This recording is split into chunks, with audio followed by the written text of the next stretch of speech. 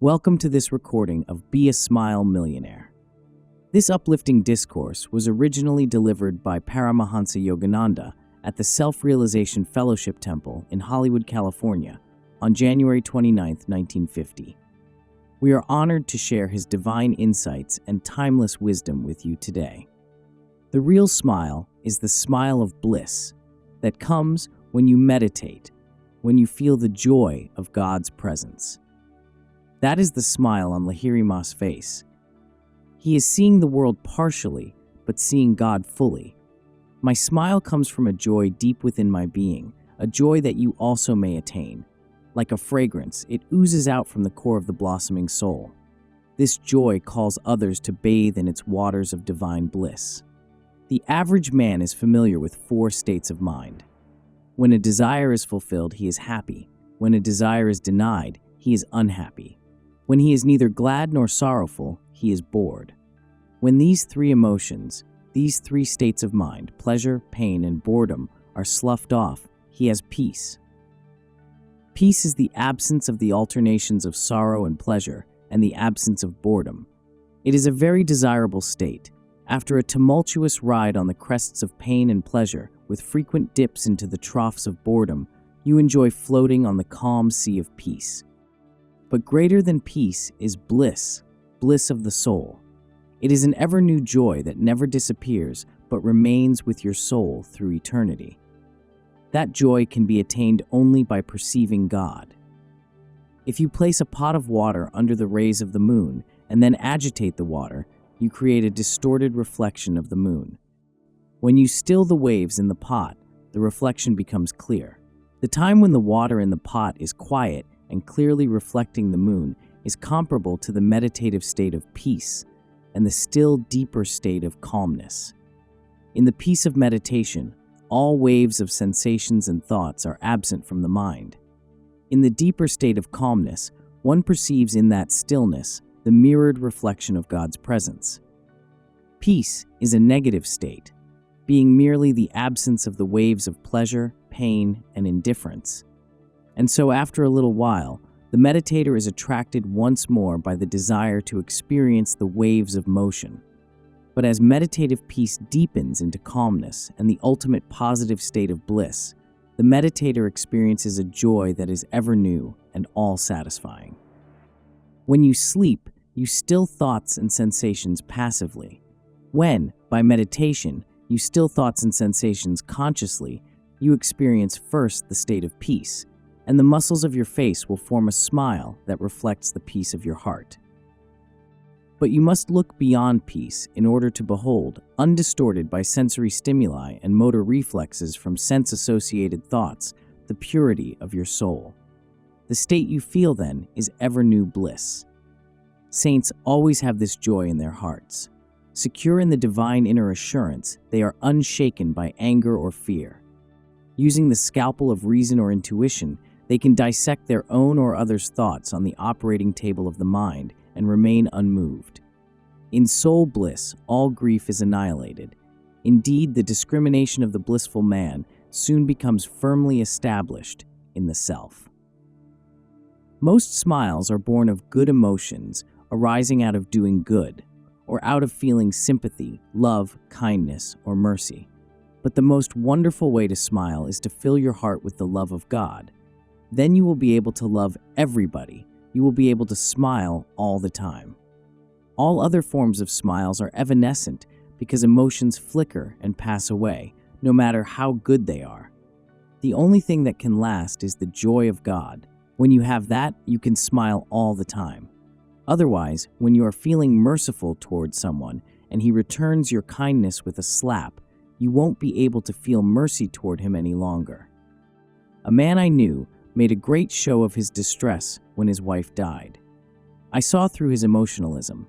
"You will marry within a month," I told him. He was so angry at me, he would not see me after that, but he did remarry within a month. He thought his love for the first wife was so great, but you see how quickly he forgot her. I shall never forget how much my guru, Sri Yukteswarji, taught me when he told me this little story about his life. When I was a little boy, I took a notion that that I wanted an ugly little dog belonging to a neighbor. I kept my household in turmoil for weeks to get that dog. My ears were deaf to offers of pets with more prepossessing appearance. I wanted only that dog. The same sort of fixation seizes people in so-called romance. Lovers become hypnotized by a face. They can't forget it. But the real beauty we should seek in others is not outward, but inward. When your soul is filled with joy, you are attractive. I like only divine smiles because without them, human beings are like puppets. Today they are saying they will love you forever. Tomorrow they are in the grave. Where is their great love then? Where is the promise, I'll love you forever? But if you can make God say even once to you, I love you, it is for eternity. Why do you waste your time for a little human love and money and this and that, when in God you can find everything? All the love that is in the whole world, all the power in creation? But don't seek Him for power, seek Him for love. Then you will discover the chink in His armor. When you give Him your unconditional love, He can no longer refuse you Himself. To find bliss, meditate more. You do not know how wonderful it is. It is much greater to meditate than to spend hours seeking money or human love or anything else that you can think of. The more you meditate and the more your mind stays centered in the spiritual state during activity, the more you will be able to smile. I am always there now, in that bliss consciousness of God. Nothing affects me, whether I'm alone or with people. That joy of the Lord is always there. I have retained my smile, but to win it permanently was hard work. The same smiles are there within you. The same joy and bliss of the soul is there. You don't have to acquire them, but rather regain them. You have merely lost them temporarily by identifying yourself with the senses.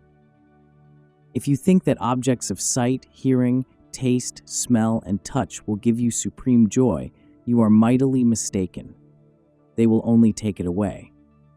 If you put conditions around your joy, without the sight of that face I cannot be happy, you will never find unalloyed bliss.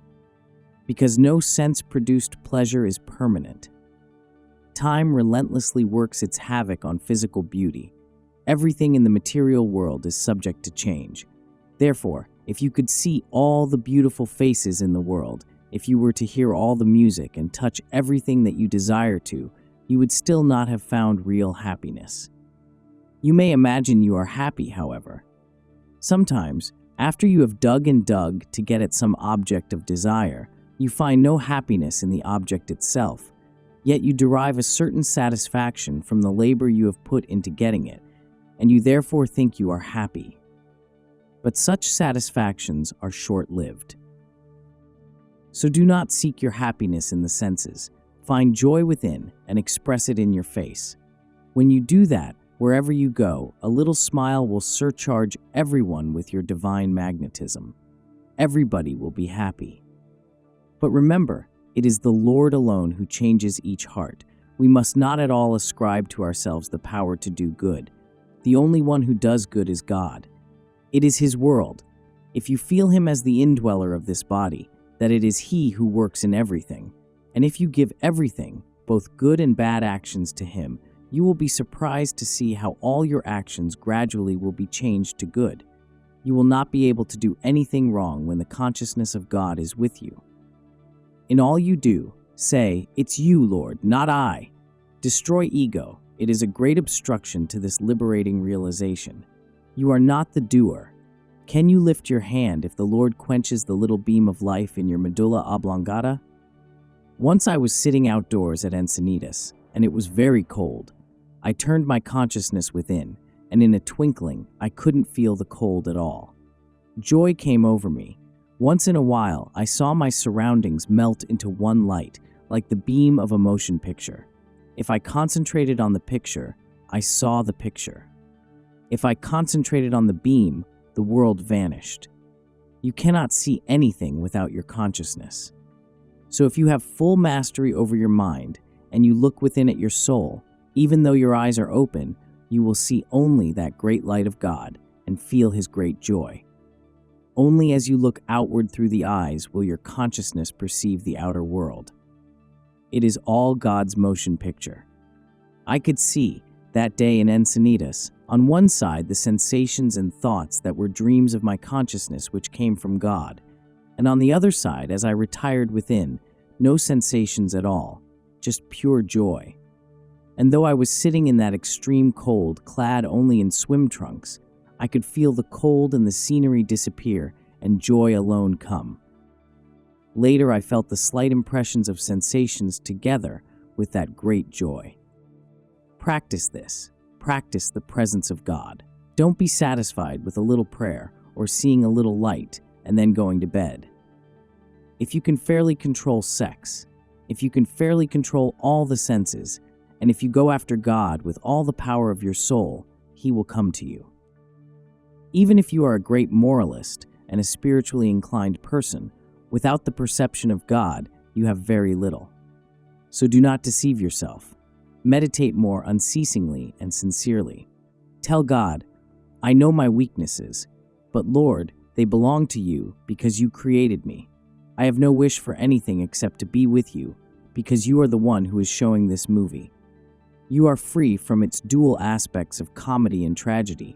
So am I free, because I am your child. Don't call yourself a sinner, nor call yourself righteous and be proud. Say rather that the Lord is with you, and that He, no one else, is working through you. Then you will see a different world. Without the consciousness of God, this world appears full of struggle, violence, and terrible disappointments. But with Him, it is a haven of happiness. When I was watching the motion picture, Our Song of Bernadette, I was so deeply touched by some of the events in the saint's life that I cried. At last I said, "What's the matter with me?" I looked at the picture again and saw only shadows and light. I lost the consciousness of drama. I couldn't cry anymore. A great joyous state came over me. In a second, God can duplicate the form of any person who has gone out of the world. He wants you to know that. He wants you to understand that this creation is a show. If you take the show seriously, you are going to get hurt, and you won't like it. You won't be able to stand life with its sorrow and disease and pain. Whenever anything hurts the body, I put my mind at the seat of spiritual awareness, at the point between the eyebrows. Then I feel no pain at all. But when I concentrate on the hurt, I feel the delusion of pain. If you can keep your mind centered in the spiritual consciousness of your soul, you will not suffer when the delusive shadows of sorrow appear on your mental screen. Pray to God unceasingly to reveal Himself as the sole joyous reality. You have already lost so much time. Death may take you away at any moment, and then you won't have time to know Him. You must realize Him before you go out of the body cage. Tell Him, I want to feel your presence. But He won't let you out of this hospital of delusion permanently until you cure yourself of the disease of desires. Working for Him is just as important to your spiritual progress as meditation. Meditate on the Lord at night until you are uplifted in Him and feel locked in His joy.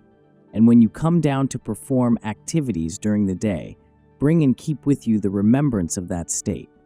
Then you will be all the time with God, and you will always be able to smile and say, a little bit of sorrow or a little bit of pleasure or a little bit of peace cannot create any tumult in the ocean of ever-new bliss that fills my soul. Watch life as a cosmic motion picture, then it cannot work its delusive magic on you anymore. Be in God bliss. When you can stand unshaken midst the crash of breaking worlds, you shall know that God is real. He doesn't mean to hurt you. He has made you in His image. He has made you already what He is. That is what you don't realize. Because you acknowledge only that you are a human being, you do not know that this thought is a delusion. When you are suffering from cancer, it is not fun. Yet St. Francis suffered from diseases, and at the same time, he was healing the sick and raising the dead. His divine joy could not be taken away. So by all means get to God. But He won't receive you until you prove to Him that you do want Him, and that you have no desire to get mixed up in His show. Don't question God, love Him. Nor should you question God, you will reap only doubt. You will not be able to understand His laws until you become one with Him. So why waste time trying to understand them by an intellectual approach? If you are reading a novel in which the hero is being mistreated, the villain is winning, and each chapter seems to contradict the preceding one, you will feel frustrated and angry with the author. But when you read the last chapter, you are satisfied, and you think how wonderful that novel was because it was so complex. So God is the master novelist, and one is wonderstruck at the paradoxes and intricate plot of His creation. Don't try to solve these riddles, you will be lost. When you find Him, in that last chapter, He will give you the solutions to all the enigmas of human life. And you won't be able to question His wisdom when you hear His replies. That I know. Live with God in your heart and have no fear in the world. Fear will be afraid of you. You will be free from this cosmic delusion. Then you will smile. I know at last the mystery of it all. But don't try to know first. Love God first. Then He will tell you everything. And you can smile an eternal smile.